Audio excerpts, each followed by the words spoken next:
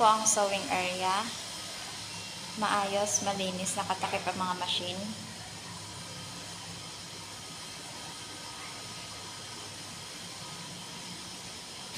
Dito po nakalagay ang kanilang sewing schedule for tomorrow.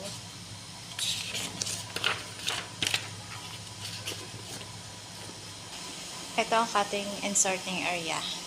Sa ilalim naman, nakalagay yung mga accessories, gaya ng collar. Ayan. Tsaka dry fit 1x1. Dito, nakalagay ang kanilang mga pending.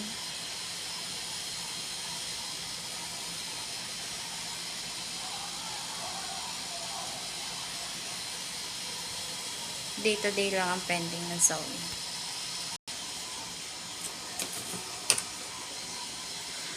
Ito naman po ang other accessories, mga threads, may stock pa.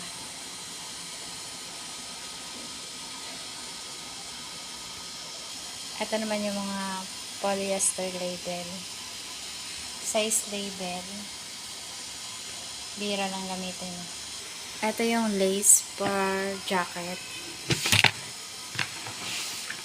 cord at garter para sa jacket, neck tape, konti na lang, may stocks,